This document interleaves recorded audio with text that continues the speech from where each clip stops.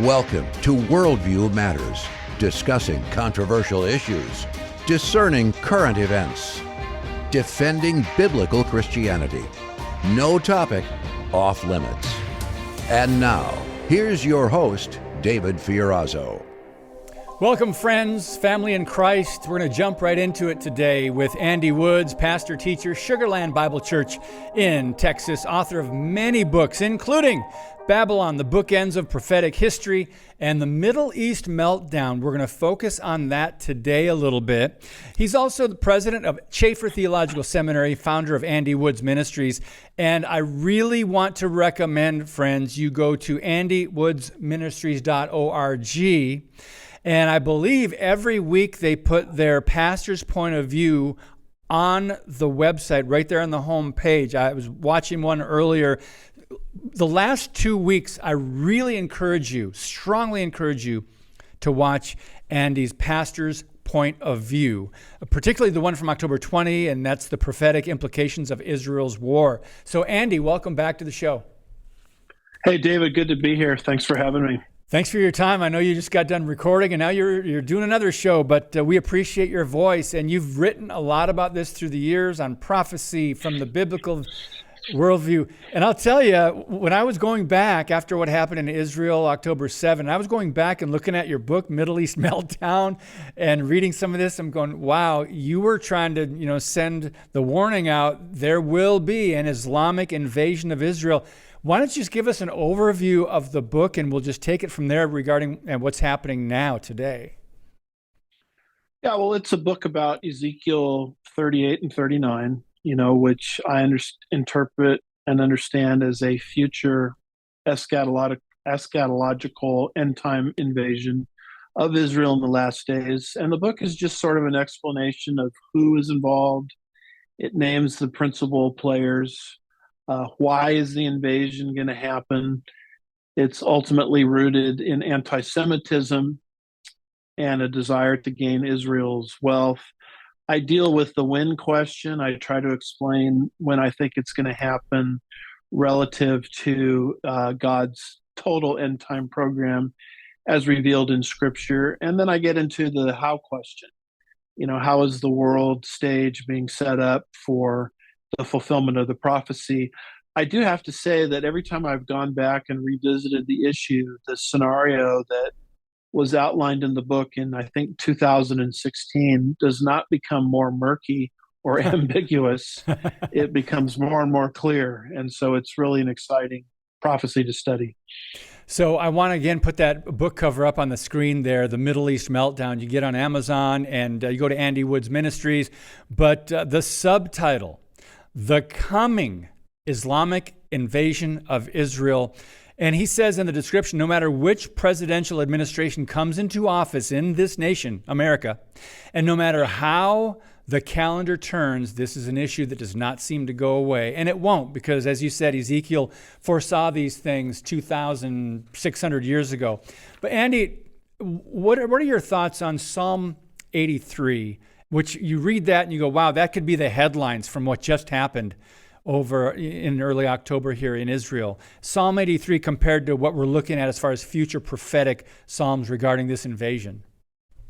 Well, my view on Psalm 83 is really not as exciting as a lot of people who look at that psalm as a particular prophecy, either fulfilled in 1948, 1967, 1973, or is being fulfilled right now. I just look at Psalm 83 as what's called an imprecatory prayer. The psalmist is really not making a prediction. He is just praying God's judgment on Israel's perennial enemies. And what makes Psalm 83 tricky is the psalmist names the nations that he wants God to judge. So I just see it as a prayer. In fact, there's no war in Psalm 83. Unlike Ezekiel 38 and 39, it's just a kind of a prayer that Asaph is praying. He names God's enemies and he says, Lord, I just want you to take these people out. So that's why I say my view is not as exciting as a lot of other prophecy teachers. So it's okay for us to name names of our enemies and ask God to take them out? I'm kidding. That's what we want to do sometimes, isn't it? But so let's go over to some of the names. 9 names mentioned in Ezekiel 38 from the book you talk about in the Middle East Meltdown. And we hear a lot about the Gog-Magog war. You've got Rosh, Meshech, Tubal, Persia, Put, Cush, Gomer, and Togarmah. Now, could you please explain for people that have not heard some of those? Most people maybe have heard of Persia, but the others might be a little foreign to people who are not students of Bible prophecy. Andy, why are these really important when you talk about the coming invasion of Israel in the end times? Well, they're significant because you'll find them in Genesis 10. Okay. Genesis chapter 10 is the table of nations. It's where Noah and his descendants settled, post-flood. And it's just a matter of consulting some historical sources like Josephus and Herodotus and figuring out where these people groups eventually settled. And once you identify the modern nations containing those people groups, you see those are the names that Ezekiel mentions in chapter 38 and 39, that will be involved in the end time invasion. So I try to deal with this in the book in a chapter called Who was involved. Mm-hmm. But the principal players, would be Russia, Turkey, Iran, the Sudan, Libya, and a few others that will join forces with Russia and invade the nation of Israel in the end times. And it's so interesting to look at the headlines. Those are the very nations that are posturing against Israel today. Mm-hmm. By the way, in that first chapter on the Who, you say, what is the overarching motive of these nations attacking Israel? I think the motive is pretty clear, but I want to put up that graphic with Israel surrounded. And Andy, tell us about this. I mean, if we don't know their motive, we better wake up. Go ahead and explain this. Well, that graph is very interesting because what you hear on the media constantly is Israel is an oppressor. Yeah. Even what's happened since October the 7th, Israel is the bad guy. But that map dispels that because those green areas represent Islamic theocracies who in their very own charters threatened to drive Israel into the Mediterranean Sea.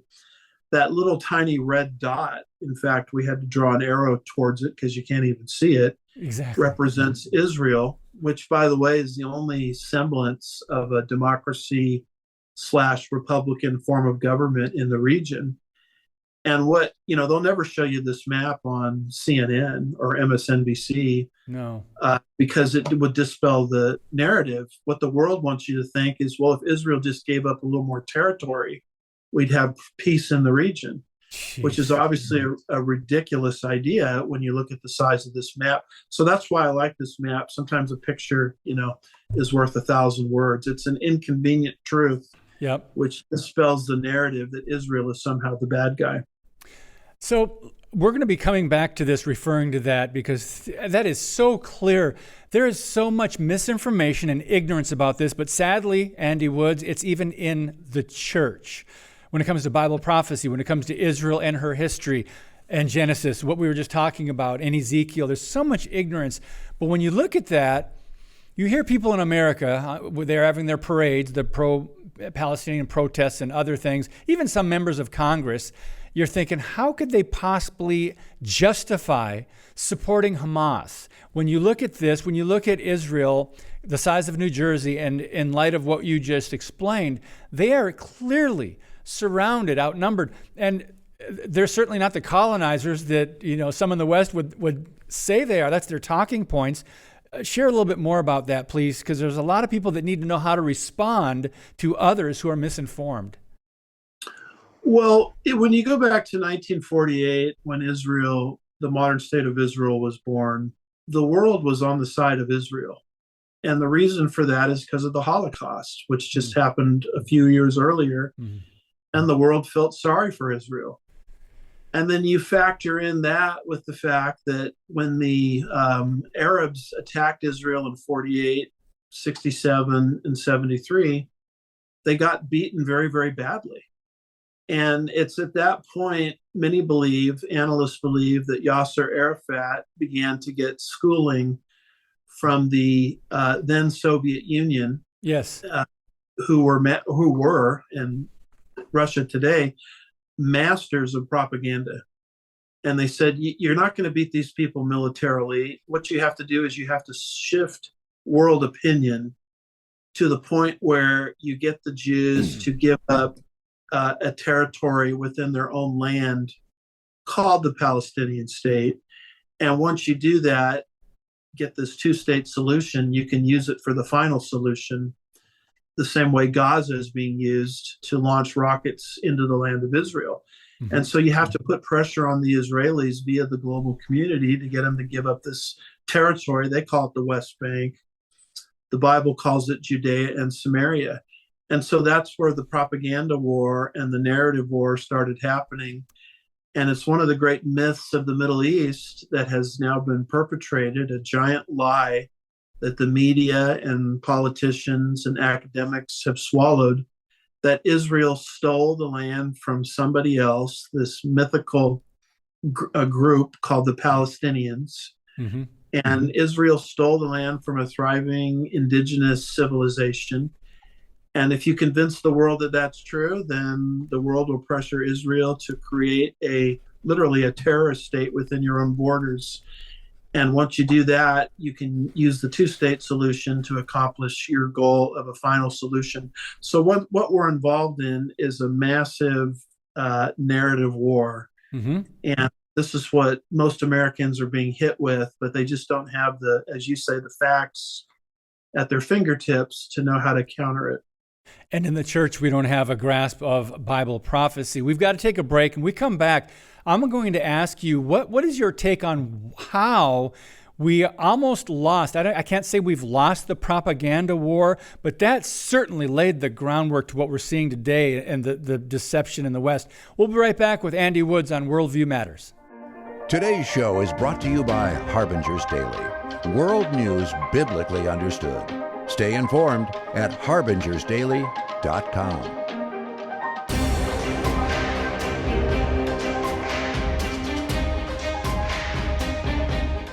Andy Woods is our guest today. Andy Woods Ministries. Make sure to watch his Pastor's Point of View every week. You can get that on his website or on his YouTube. But Andy, how have we got so far behind in the propaganda war? How have they been so successful? I mean, maybe aside from the universities in America, but by the way, I read a recent survey, I think 1% are conservative, but how did it seems like we're really losing and we're so far behind the propaganda war. They might not even need the military, but no, the propaganda is very important because it's lies and deception. Please share your thoughts on that. Well, there is a concerted agenda in the Pastor's Point of View that we recorded that's going to be released Friday, I think October the 27th. We talk about members of the Biden administration, one man in particular who has a background of going into Christian colleges or colleges in general and targeting Christians to change their mind on this issue, to make them supporters not of Israel, but rather supporters of the so-called Palestinians. And that's a movement called Christian Palestinianism.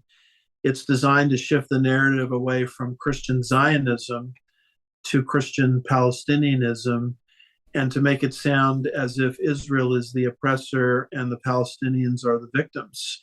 And so one of the reasons things have shifted or changed in the church relates to the fact that our theology has been targeted. And then you couple that with the idea that most pastors and churches aren't teaching on prophecy anyway. Mm-hmm. And so Christians don't really have a strong theological basis for standing for Israel when she's attacked the way she has. So the church has been intentionally targeted, and we've largely brought it on ourselves through our own sort of self-censorship, where we don't talk about Bible prophecy anymore. Doesn't it seem like Christian Palestinianism is an oxymoron? And wouldn't that be like saying Christian Islamism or something like that.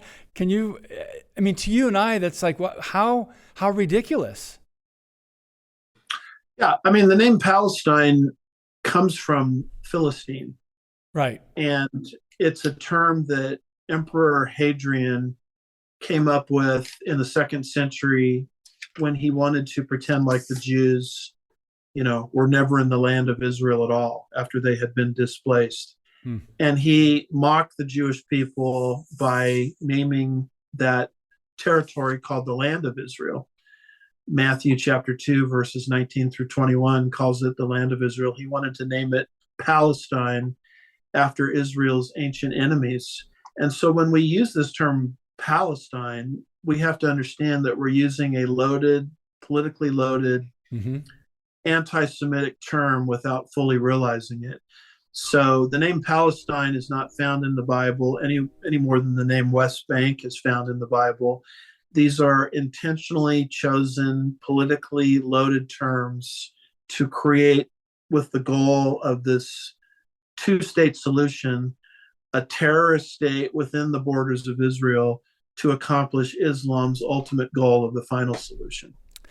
So I do want to get back to your book, The Middle East Meltdown, but I want to go to a slide that you recently talked about, transforming David into Goliath. And I want you to walk us through this and tell us what we're looking at as far as this comparison goes. Well, that's just a chart that I came up with taking some information from a website called Middle East Facts. And when you look at that chart, you see very fast that Israel is not the oppressor, contrary to what the media says. So when you look at the left-hand column, it's got different categories. And then under each category, you look at Israel's neighbors versus Israel. So Israel has 21 neighbors versus one Israel. The neighbor size is 640 times Israel's size. Israel is 1/19 the size of California. The population of Israel's neighbors is 250 million, 1.4 billion Muslims worldwide. Israel is just a meager nation of 7 million people. All of those neighbors are Islamic theocracies and dictatorships. Israel is the lone democratic/republic in that part of the world. Israel's neighbors control most of the world's oil supply. Israel is sitting on some potential oil discoveries. None of these neighbors want peace with Israel, with the exception of Jordan and Egypt, who entered into treaties with Israel. But Israel, by contrast, has expressed a desire to live in peace with her neighbors, and her neighbors are controlled by a holy book called the Quran, which commands worldwide submission to Islam. Israel, by contrast, is controlled by the Torah, which carves out for her a little sliver of real estate on the Mediterranean coast. So anybody that looks at a chart like that or a map that we had earlier can't feel sorry for the Rashida Tlaibs, the Ilhan Omars, the Alexandria Ocasio-Cortezes of the world, who are organizing protest movements on behalf of the Palestinians, trying to pretend that Israel is oppressing the Palestinians. Wow. You mentioned their names. Thank you. They are endorsing murder, rape, the beheading of babies, torture, burning people alive. We've got Democrats in our government, and we've got the Muslim Brotherhood in our government too, but we've got Democrats and we've got people in our country that are endorsing this. Some of them are deceived, others are deceivers. Andy, what are your thoughts on that? It's very dangerous because of the ignorance and the misinformation that people are seeing this, thinking, Israel doesn't deserve to defend herself. And go ahead, share your thoughts. Well, they're calling for a ceasefire. Meaning what? Israel is attacked viciously. You just depicted it. Yeah. And Alexandria Ocasio-Cortez says we need a ceasefire. What is she talking about? What she's saying is Israel doesn't have a right to defend herself. That's right. And let me draw this equivalent. I mean, let's say some sort of hostile force took over California and Florida, and they wanted a third of Washington, D.C. And let's say they got all of that. And they used those California and Florida as beachheads to launch rocket attacks into the rest of the United States. I mean, what in the world would we do with that? Anybody in their right mind says we need to root out terrorist cells within our own country. Any nation has the right to do that. And what they're saying with let's have a ceasefire, let's have a protest movement and pretend like Israel brought all of this on themselves is Israel can't function like any other sovereign nation, has a right to function and root out terror within its own territory. So Israel is being put under a standard that we would not expect or require of any normal sovereign nation, is what they're saying. That's right. That's right. Don't fight back. Did you see the Babylon Bee? They had a meme saying, like Hamas saying, well, wait a minute, we wanted the kind of war where they weren't going to fight back. But Andy, gosh, there's so much. And we've just got about 5 minutes left. I have not talked to you since October 7, because our show was before that previously.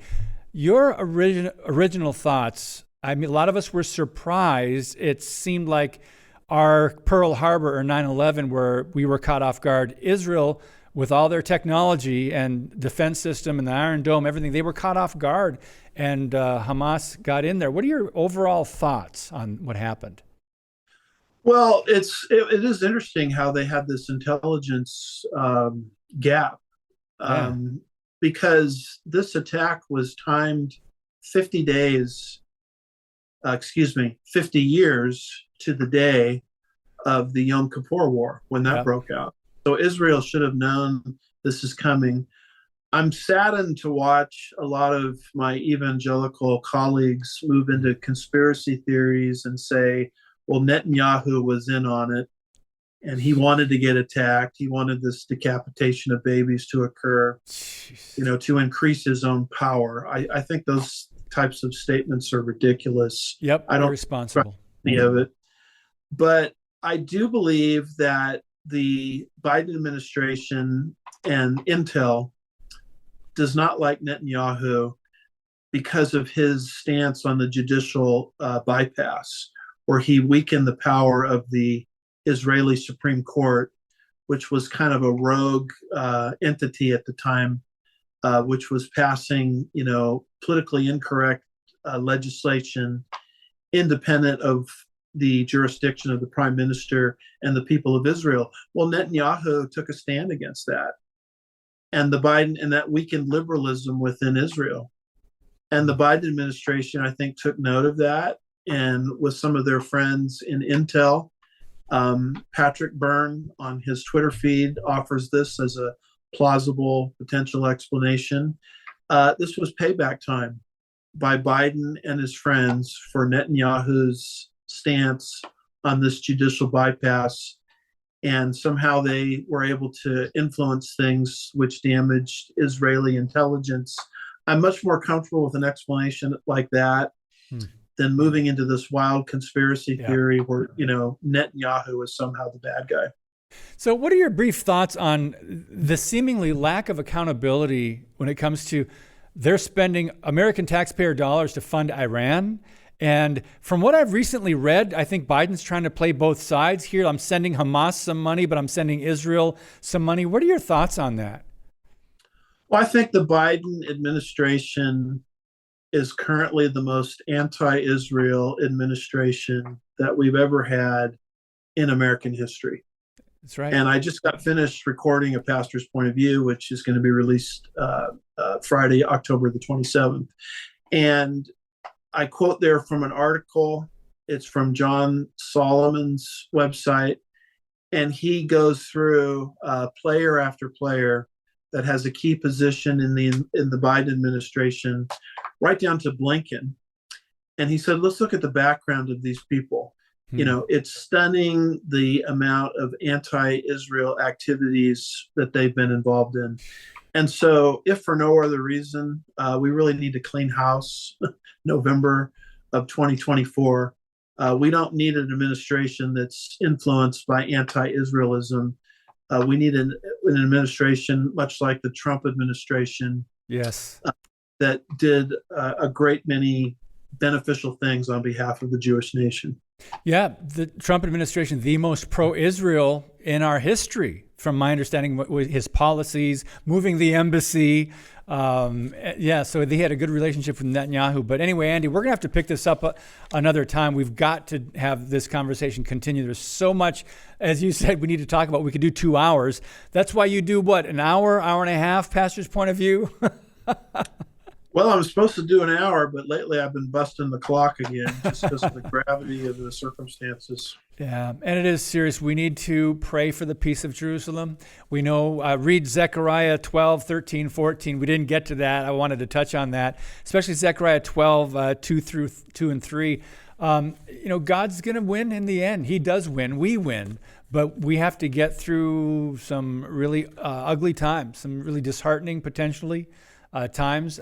Your final thoughts to encourage Christians in America on how we can respond to people who are misinformed or don't understand Bible prophecy? Well, just direct them back to facts. Facts are stubborn things, like the chart we put up, the map we put up, and understand that this is really a trial related to God's faithfulness. It's encouraging that God is going to keep his word to the Jew, as we see him doing. Because if he's going to keep his word to the Jew, he's going to keep his word to you. And we can trust him as a covenant-keeping, promise-keeping God. Amen. God bless you, Brother Andy Woods Ministries. Check it out, friends. Andy, we'll talk to you hopefully soon. God bless you. Thank you. Thank you. Thank you. All right, guys. Well, that wraps it up. Let's see. What do we have on tap tomorrow? It is Pastor Joe Schimmel of Simi Valley, California, Blessed Hope Chapel, and founder of Good Fight Ministries. He's got a children's book out, and we'll talk with him tomorrow on Worldview Matters. God bless you. And as always, keep speaking the truth about things that matter.